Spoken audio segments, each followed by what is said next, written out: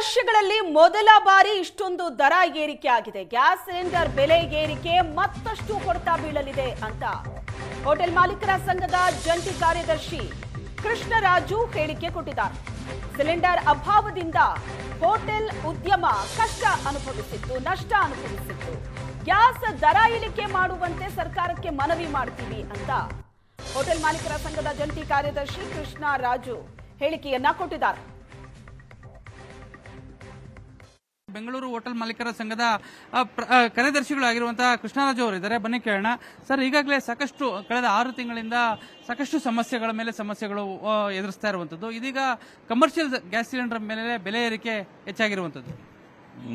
ಯಾಕಂತ ಹೇಳಿದ್ರೆ ಖಂಡಿತ ಇದು ಗ್ಯಾಸ್ ರೇಟು ಈ ಎಲೆಕ್ಷನ್ ಮುಗಿಯುತ್ತೆ, ಎಲೆಕ್ಷನ್ ಮುಗಿದ ಮೇಲೆ ಜಾಸ್ತಿ ಮಾಡ್ತಾರೆ ಅಂತ ಹೇಳ್ತಾ ಇದ್ರು.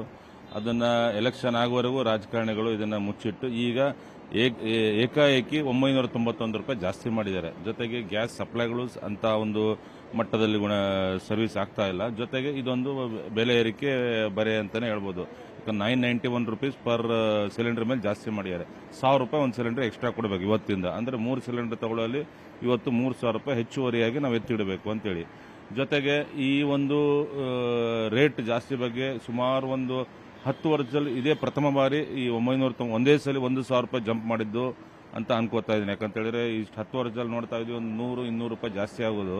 ಈಗ ಒಂದೇ ಬಾರಿ 1000 ರೂಪಾಯಿ ಜಾಸ್ತಿ ಮಾಡಿದ್ದಾರೆ ಕಮರ್ಷಿಯಲ್ ಗ್ಯಾಸ್ ಸಿಲಿಂಡರ್. ಇದು ನಮಗೊಂದು ದೊಡ್ಡ ಹೊರೆ ಆಗಿದೆ.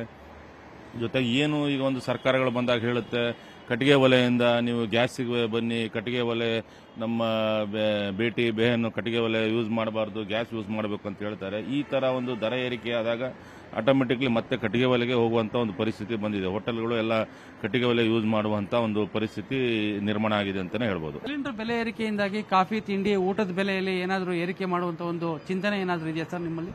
ಇಲ್ಲ, ಈಗಾಗಲೇ ಬೆಲೆ ಏರಿಕೆ ಅಂತ ಸುಮಾರು 1 ತಿಂಗಳ ಹಿಂದೆನೆ ಎಲ್ಲರೂ 1 ರೂಪಾಯಿ 2 ರೂಪಾಯಿ ಜಾಸ್ತಿ ಮಾಡಿದ್ದಾರೆ. ಮತ್ತೆ ಪದೇ ಪ್ರತಿನಿತ್ಯನೂ ಮಾಡುವಂತದ್ದಾಗಲ್ಲ.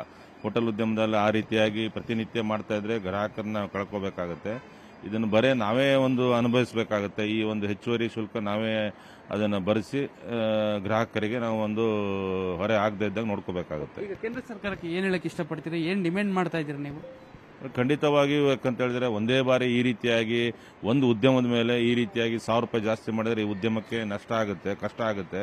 ಜೊತೆಗೆ ಈ ಉದ್ಯಮದಲ್ಲಿ ಒಂದು 50 ಜನ ಕೆಲಸ ಮಾಡೋರು ಇರ್ತಾರೆ.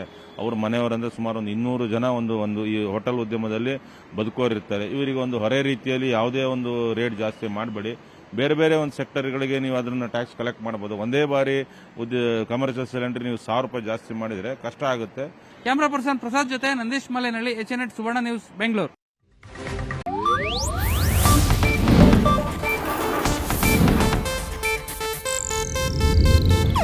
ಇದು ಏಷ್ಯಾನೆಟ್ ನ್ಯೂಸ್ ನೆಟ್ವರ್ಕ್ ಪ್ರಸ್ತುತಿ.